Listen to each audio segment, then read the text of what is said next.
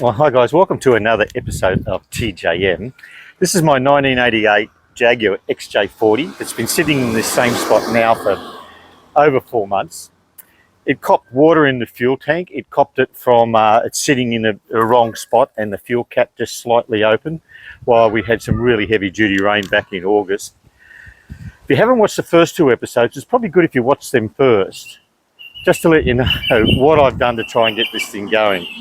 I wasn't going to take it to the workshop to get done because I think it was my fault the water got in there in the first place. And there's a car trying to get through. But after stuffing around with it for nearly 4 months, guess what?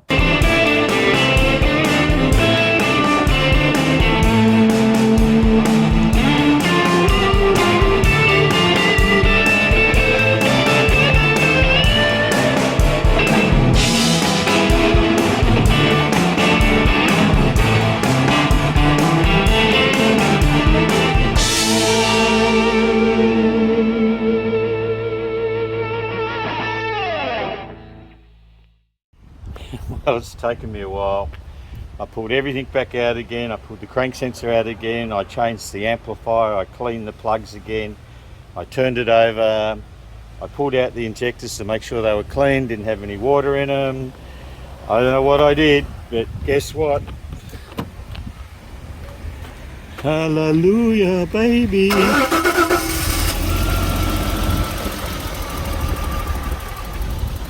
She's still running really rough.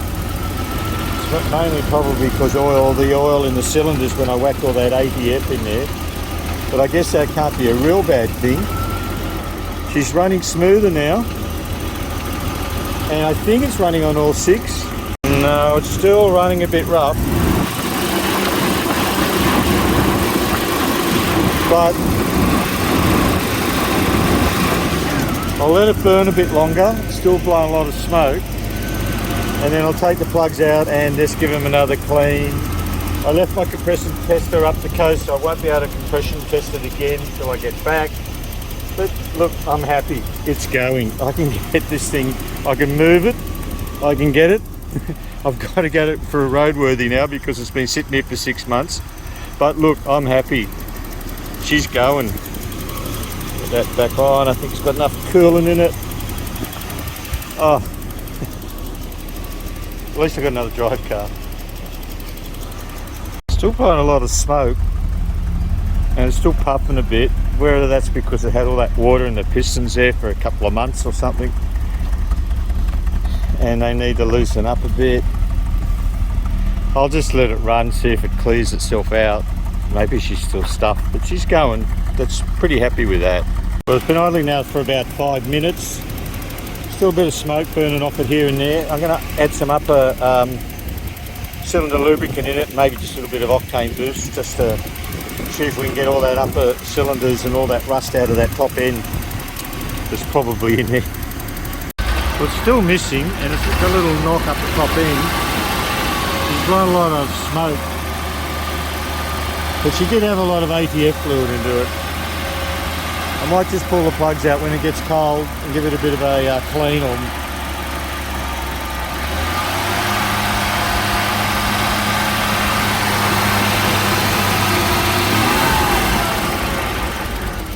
I think she's alright. I think it's going to be okay. Okay, it's been running for about 15 minutes. It's almost sounding back to normal. Still a little bit of a puff there, but this old girl sort of always did.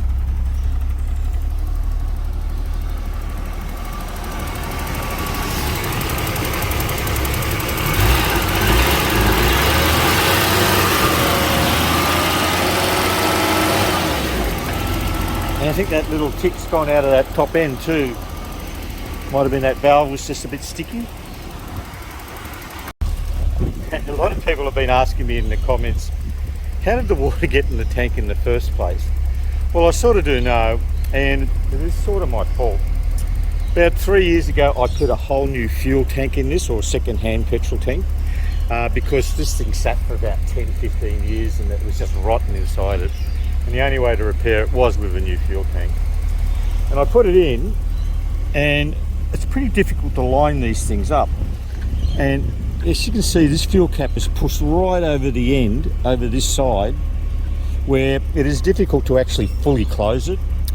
And my belief is I didn't fully close it. It was, of course, it's actually a bit tight, and it sat a little bit open, and you know these things don't drain as well as they should in there. So about 4 months ago we had really heavy rain.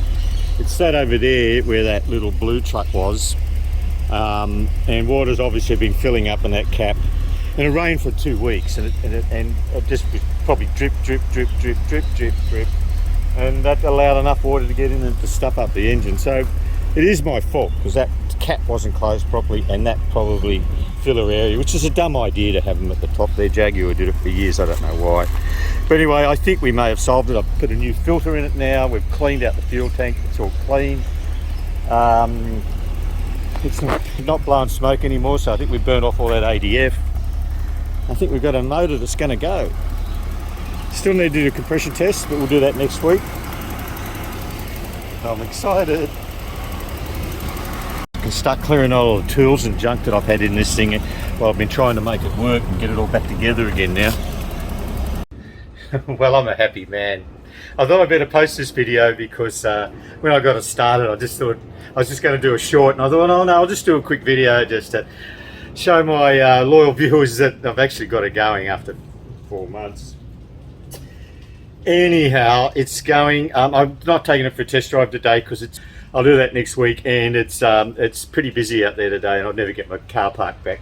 Merry Christmas, everybody! It's going to be a good Christmas for me getting it going, and thanks very much for watching. If you liked the video, please give it a thumbs up. If you want to leave a comment, I love hearing from you blokes, and we'll catch you on the next one. Cheers.